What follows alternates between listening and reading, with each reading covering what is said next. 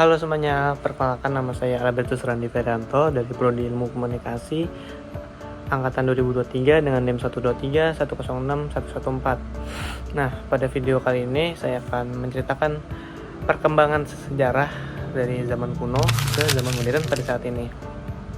Kalau bicara soal ilmu pengetahuan atau sains, sebenarnya perjalanan manusia dalam mempelajarinya atau memahaminya itu sangatlah panjang.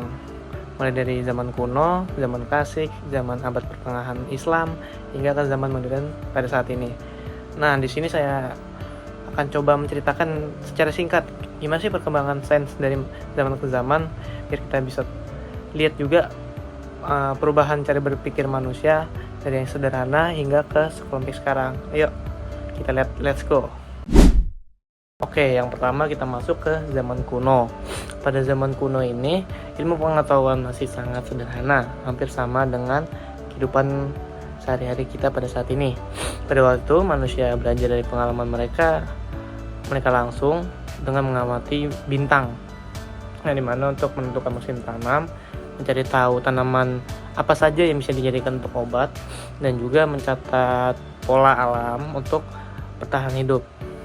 Nah, pada saat itu pengetahuan masih sangat ke arah yang praktis, belum ada metode ilmiah seperti eksperimen ataupun pembuktian secara sistematis.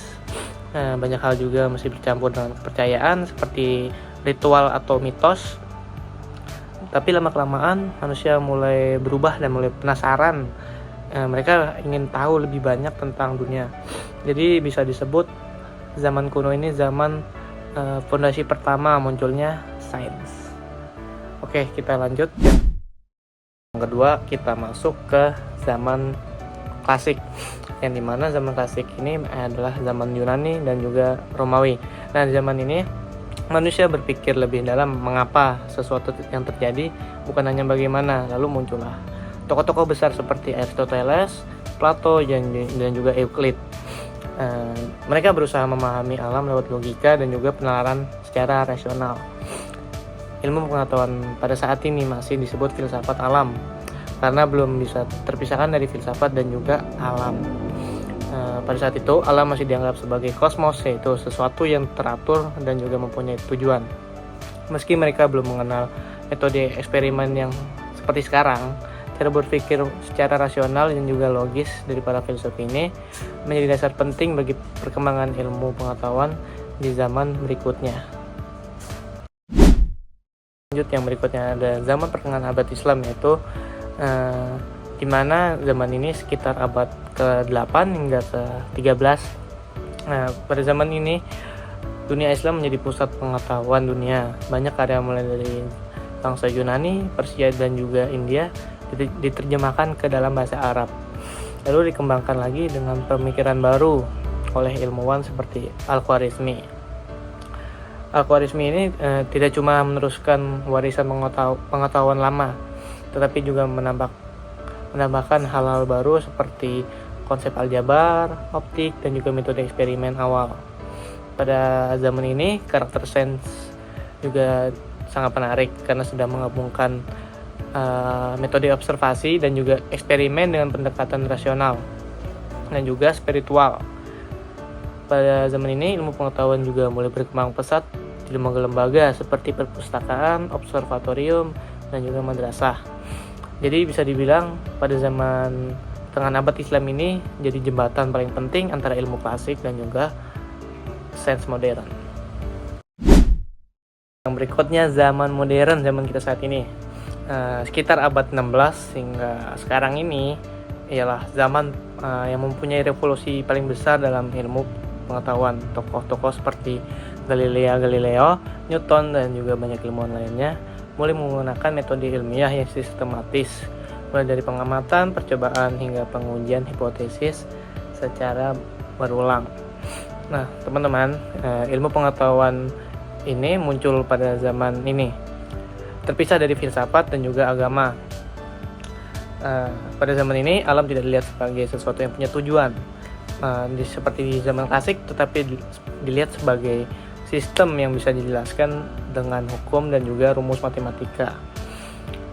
Sains modern juga ditandai dengan adanya kolaborasi internasional, publikasi ilmiah dan juga penerapan teknologi yang luar biasa cepat. Semua hal yang kita nikmati sekarang ini seperti internet, medis modern dan juga teknologi luar angkasa adalah hasil perkembangan panjang perubahan zaman modern ini. Nah, jadi begitu teman-teman perkembangan dari zaman ke zaman. Nah, kalau saya bandingkan ya secara singkat, di zaman kuno itu ilmu masih sangat praktis dan juga bercampur dengan mitos.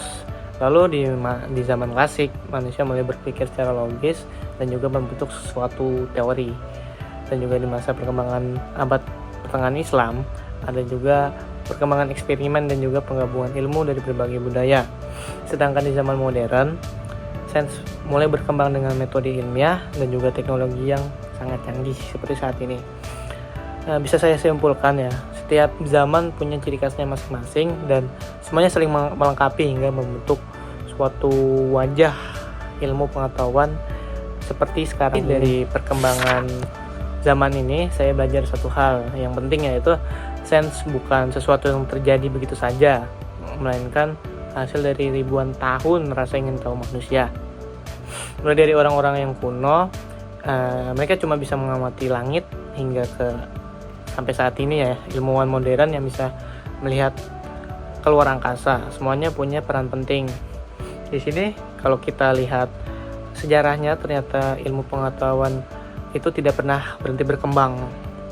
Setiap generasi punya cara sendiri untuk mencari kebenaran dan tugas kita adalah untuk melanjutkan semangat itu dan juga tetap belajar hal-hal baru dan juga terus membuka pikiran terhadap hal-hal yang sebelumnya belum pernah kita pelajari. Oke.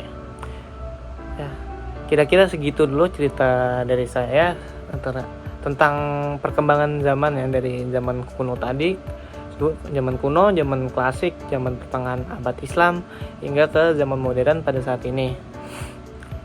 Oke, begitu saja.